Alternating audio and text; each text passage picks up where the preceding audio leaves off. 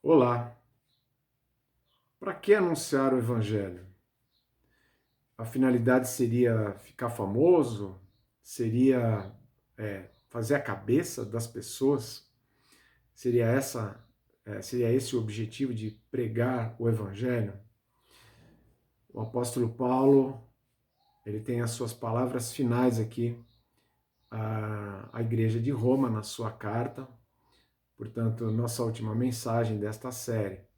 Palavras em que Paulo ele mostra aqui o seu desejo pelo progresso do Evangelho, o desejo que ele alimentava, o desejo que ele colocava em prática na sua vida, ele não apenas desejava, mas ele contribuía com esse progresso. E ele mostra que esse desejo não era apenas dele, mas era um desejo compartilhado também por outros irmãos. E assim, ele coloca aqui as suas últimas saudações, e saudações essas que nos falam um pouco desse por que pregar o Evangelho, para que pregar o Evangelho.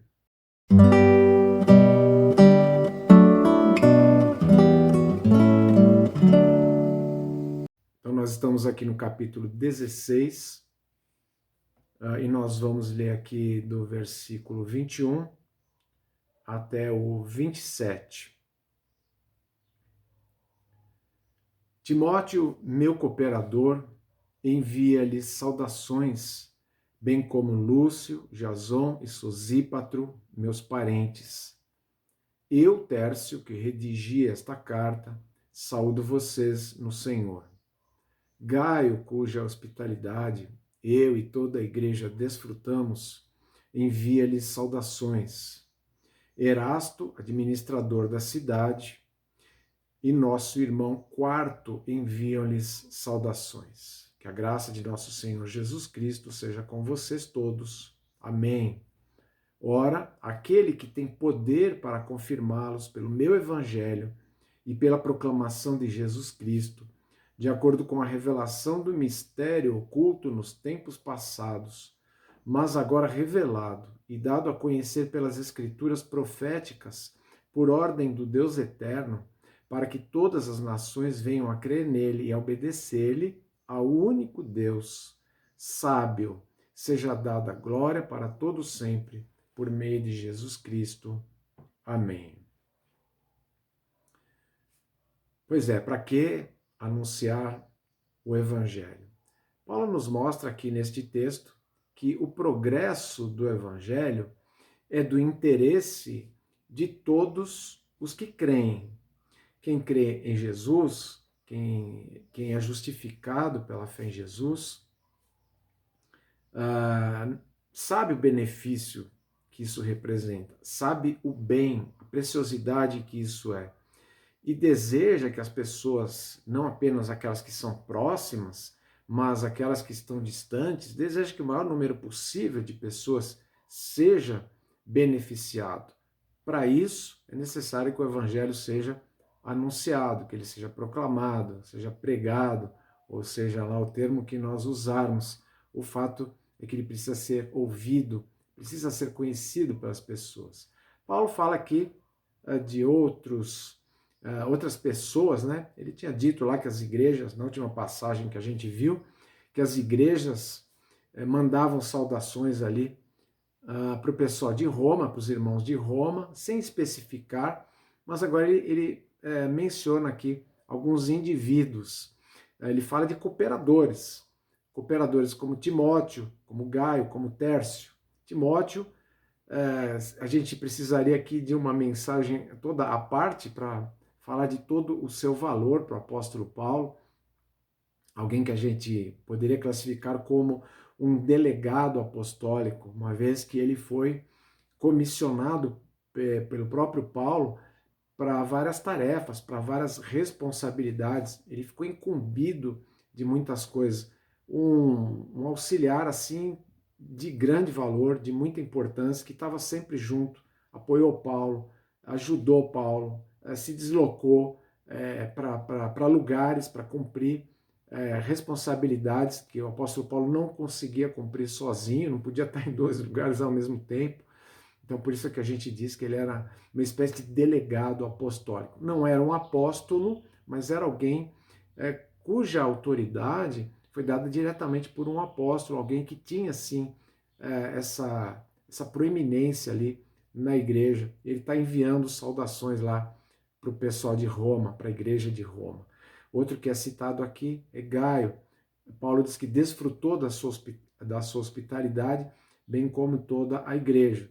Tudo leva a crer aqui que é o Gaio, lá de Corinto, até mesmo porque é onde Paulo está, onde ele está escrevendo. Alguém que tinha certamente condições de hospedar ali as pessoas, alguém que tinha uma casa com quantidade suficiente ali de espaço para isso. E quando Paulo se refere aqui que ele hospedou a igreja, é muito comum a gente entender, a gente já falou sobre isso aqui, dos cultos lá nesse primeiro século serem nas casas, por várias questões que já foram explicadas. O fato é que a ideia aqui é que realmente a igreja se reunia ali na sua casa, nada mais natural que Gaio agora saudar o pessoal lá de Roma, o pessoal que está congregando lá na igreja de Roma, que está na cidade de Roma, que está se reunindo lá, aqueles que têm fé em Jesus. Ele fala também de Tércio, aliás, Tércio fala dele mesmo, né? Eu, Tércio, que escrevi a carta. Mas a carta não foi escrita por Paulo, a gente não diz que é ele o autor, ele é o autor, ele é aquele que ditou a carta. Tércio é alguém que tinha esse papel comum naquele tempo, pessoas que eram, a gente chama de amanuenses, né? Mas vamos simplificar, um secretário, alguém que anotava ali para Paulo aquilo que ele queria registrar, inspirado por Deus, Paulo inspirado por Deus, Tércio escrevendo aquilo que Paulo lhe dizia. E isso muitos entendem que talvez seja devido a alguma dificuldade física de Paulo. Há uma corrente que pensa que Paulo tinha dificuldades com a leitura e com a escrita por conta da sua visão, por problemas, talvez até causados por tantos espancamentos, por tantas situações que ele passou ao longo do ministério.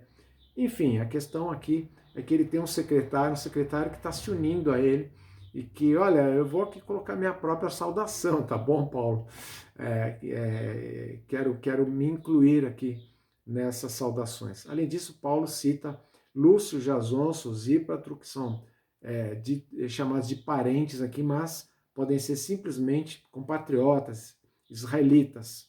Não tem muito como a gente afirmar que eles eram ligados ali por parentesco próximo ali a Paulo, mas com certeza pessoas aqui dentre os israelitas, como uma espécie de representantes aqui, já que tinha muitos israelitas espalhados ali naquela época, no primeiro século, que tinham fé em Jesus, que tinham crido no Messias de Israel, depositado ali a sua fé, e nada mais correto também do que pessoas assim, mostrando que dentre o povo de Israel havia fé, o evangelho havia prosperado sim, e eles também estavam contentes com o fato de uma carta estar sendo enviada para Roma, queria enviar ali as suas saudações. E tinha também pessoas em posições diferentes, vamos dizer assim. E aqui são mencionadas mais duas pessoas que parece que não são israelitas, os nomes, o contexto e tudo favorecem pessoas que são, no caso aqui, representantes do outro grupo, que são os gentios. Paulo fala aqui de Erasto, algumas versões trazem como administrador em Corinto, outros trazem como tesoureiro. A palavra aqui, no original, ela tem a ver com alguém que cuida, é um cuidador ali. Muitas vezes esse termo era utilizado para cuidar do dinheiro, cuidar das finanças da cidade. A ideia aqui de um administrador cai muito bem com o termo empregado por Paulo, não importando muito a especificidade. Só uma notinha aqui, existem registros arqueológicos de um Erasto que nesta mesma época, colocou ali uma pedra na pavimentação. Essa pedra foi descoberta, e nessa pedra tem a dedicatória, né? Ele bancou ali uma obra pública em Corinto naquela época, e ele disse: Erasto, administrador, aqui está com as suas próprias expensas, né?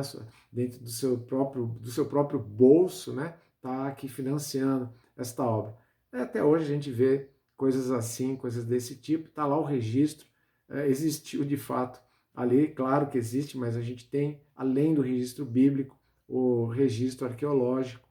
É interessante você saber que havia pessoas de todas as camadas, a gente já viu isso aqui na carta, todas as camadas sociais na igreja, pessoas de alta importância como administradores das cidades, governantes, centuriões romanos, pessoas ligadas a César, pessoas ligadas até mesmo lá em Israel a Herodes, enfim, de todas as camadas, pessoas de importância, e pessoas como Quarto.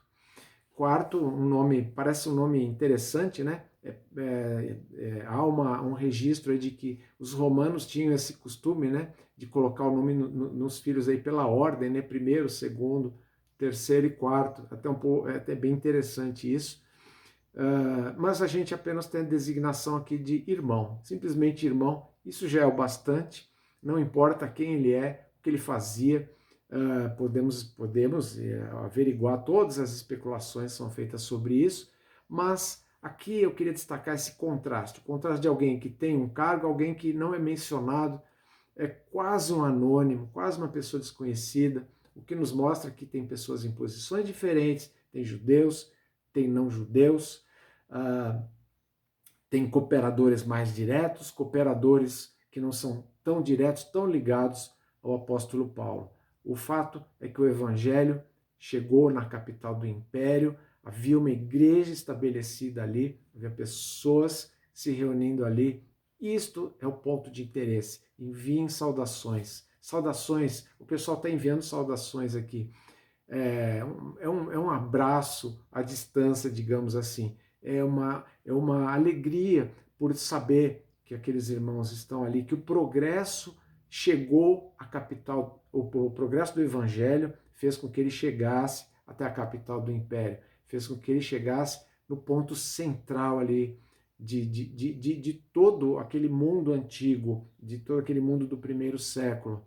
E claro que isso foi um fator muito importante, porque dali certamente o evangelho ganhou um novo impulso, uma vez que, como a gente disse lá no início da série, todos os caminhos levavam a Roma. Esse é um tema para se recordar. O progresso do evangelho é o interesse de todos os que creem. Quem crê em Jesus tem interesse e se alegra com irmãos que estão começando um trabalho, igrejas que estão iniciando, com irmãos que a gente vê que estão trabalhando firmes, com um interesse verdadeiro no Evangelho. E essa troca de saudações, ela é muito boa. E que bom quando de fato essas coisas estão acontecendo, e não tantas distorções, como a gente até comentou aqui.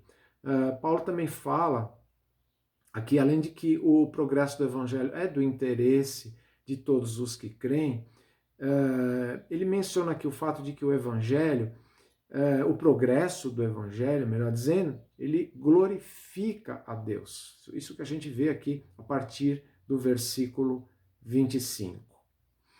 O Evangelho, ele nos mostra que ao poder de Deus, é o poder de Deus que produz e confirma a fé.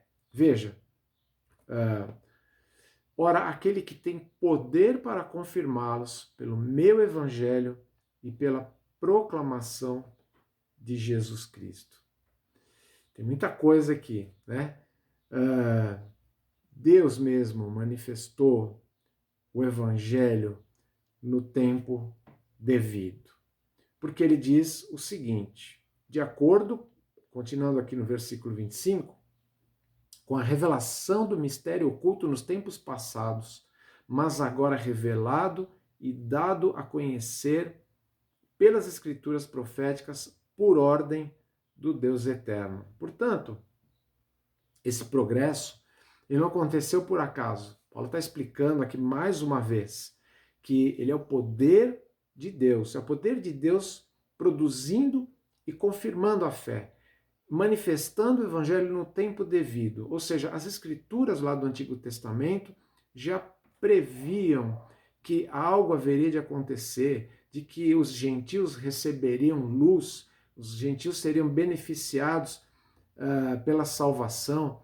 Porém, lá no Antigo Testamento, enquanto Jesus não tinha vindo a este mundo, no tempo lá, nos tempos onde a revelação estava restrita ao povo de Israel, aquilo que a gente chama de a porção do Antigo Testamento, não estamos falando aqui da época, né, mas a porção das Escrituras do Antigo Testamento, não havia uma noção, nem poderia haver uma noção perfeitamente clara de como isso iria acontecer, como através do Messias de Israel, judeus e gentios iriam crer, iriam estar unidos em algo que Jesus deu o nome de igreja. Foi ele que deu o nome, lembra? Ele deu esse nome.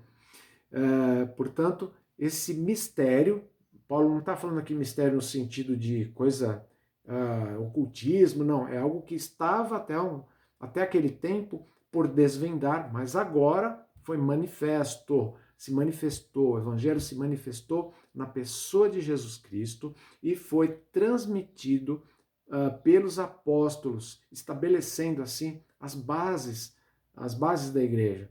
Ele manifestou no tempo devido, no tempo certo. Ele usa o evangelho como seu instrumento. Veja, é o poder de Deus, é Deus que está agindo. Ele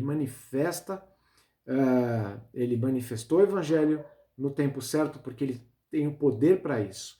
E ele usa o evangelho como seu instrumento porque ele tem poder para isso. O evangelho, Paulo explica aqui, é sobre Jesus Cristo. Deus, ele faz com que o evangelho seja ouvido. Deus faz com que o evangelho seja compreendido, mas ele faz também com que o evangelho, antes disso, seja pregado, seja anunciado, seja proclamado. E ele é sobre Jesus Cristo, e ele é por meio de Jesus Cristo. Eu creio que as duas ideias se harmonizam aqui naquilo que Paulo está falando. É sobre Jesus Cristo, e é por meio de Jesus Cristo. É como que Jesus Cristo mesmo estivesse agindo pessoalmente no anúncio e nos efeitos do Evangelho, nos efeitos que o Evangelho tem no coração das pessoas. Isso é poder de Deus que faz isso. Concentrar no Evangelho. Não existe uma outra mensagem, não existe uma outra verdade. O Evangelho é esse instrumento e Deus o usa com poder para salvar. Além disso, o Evangelho também ele tem a ver com o fato de que é a soberania de Deus que produz a pregação. Veja o que o texto diz que tudo isso foi revelado, dado a conhecer, versículo 26, a segunda parte diz, para que todas as nações venham a crer nele e a obedecer-lhe. É um ciclo, né? Você tem aqui o anúncio do Evangelho. O anúncio do Evangelho, ele parte de uma ordem que Deus deu. E Jesus, ele simplesmente deu essa ordem. Preguem.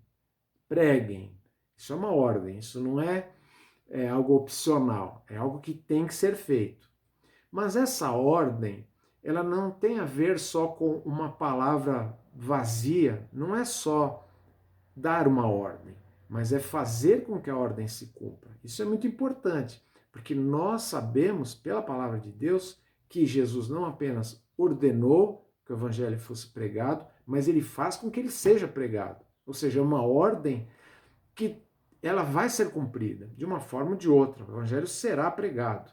Claro que a gente tem aqui toda uma concentração no período do primeiro século, porque os apóstolos fizeram um trabalho de base.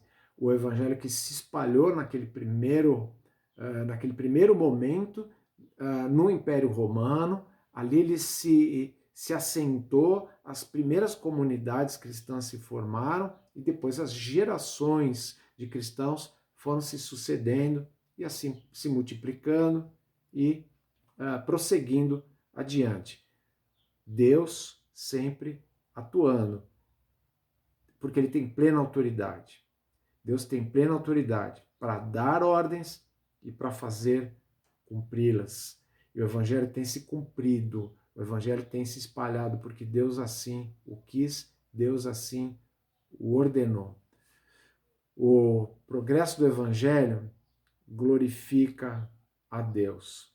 Paulo termina o seu trecho aqui dizendo que ao único Deus sábio seja dada a glória para todo sempre por meio de Jesus Cristo.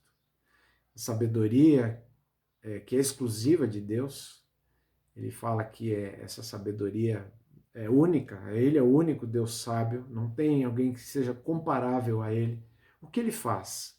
Ele aplica o seu poder que manifesta o evangelho, o seu poder que usa o evangelho, ele aplica a sua soberania, ou seja, a sua autoridade para dar ordens, para fazer com que o evangelho chegue onde tem que chegar. Ele usa isso com sabedoria. Deus está fazendo isso o tempo todo. E qual é o resultado final que Paulo almeja, que Paulo espera e que certamente vai acontecer? A glória daquele que verdadeiramente a possui. Aquele que verdadeiramente é glorioso e precisa ser reconhecido nesse ponto. Isso certamente um dia irá acontecer de forma plena. Deus, no final de tudo, será glorificado. Por enquanto, ele é glorificado a cada vida que é alcançada. Cada vez que uma pessoa é alcançada, Paulo diz que essa fé, ela leva à obediência. Esse é o ciclo, né? Você ouve o evangelho, pela ação de Deus, ele faz com que você creia no evangelho, você crendo no evangelho, você obedece ao evangelho. Uma obediência básica é você anunciar o evangelho. Você anunciando o evangelho, Deus vai usar esse anúncio para alcançar outras pessoas e assim por diante. Progresso do evangelho, interesse de todos os que creem e que glorifica a Deus. Essa é a forma como Paulo encerra a sua carta. Como ele chama nesse mesmo trecho aqui, o seu evangelho. Aliás, ele já tinha dito isso no início da carta. O meu evangelho. Ele trata como se fosse uma forma carinhosa, porque é o evangelho do qual ele se apropriou. Não é dele, é o evangelho de Jesus Cristo, ele mesmo explicou isso aqui. Mas é o evangelho que passa a ser meu também, porque ele está no meu coração. Paulo representou essa realidade de forma muito eloquente, vamos colocar assim. Ele manifestou isso na sua vida. Romanos é como o evangelho de Paulo, porque na carta de Paulo aos Romanos nós vamos encontrar esse evangelho. Na carta aos Romanos nós vamos encontrar resposta às perguntas: por que eu preciso ser salvo? E como eu posso ser salvo? Ou o que muda na minha vida quando eu sou salvo? Tudo isso está nessa carta. Então, a ideia é que sigamos a sequência. Se você não tem essa realidade na sua vida, se crer em Jesus é uma coisa que ainda não faz sentido, você não tem plena certeza de que é justificado, declarado inocente pela fé em Jesus. A sequência da carta, ela traz as informações e com a ajuda de Deus, com a ação de Deus, virá a fé. Mas isso depende da ação de Deus. Deus vai, inclusive, despertar aquele que ele quer que seja despertado, né? Ele vai despertar o seu interesse, vai dar a compreensão, vai trazer a fé. Deus vai produzir isso. E é nessa convicção que o Evangelho deve ser anunciado. É nessa convicção que nós também nos dedicamos a esta série aqui. Você também pode e deve seguir essa sequência para viver de acordo com o Evangelho. A essência do Evangelho, estando aqui nessa carta, e nós percebendo as suas verdades, percebendo todas as suas implicações, sendo já justificados, a carta ela nos traz um peso no bom sentido, um lastro, né? Uma consistência, e nos traz desafios, e ela constrói coisas para a nossa vida, com a ajuda de Deus também. Não podemos fazer isso sozinhos, mas ela se presta a isso de forma muito eficiente, porque é revelação de Deus, é o Evangelho de Jesus Cristo, exposto, explicado, com muitos desdobramentos. O interesse é esse, única e exclusivamente, o progresso do Evangelho.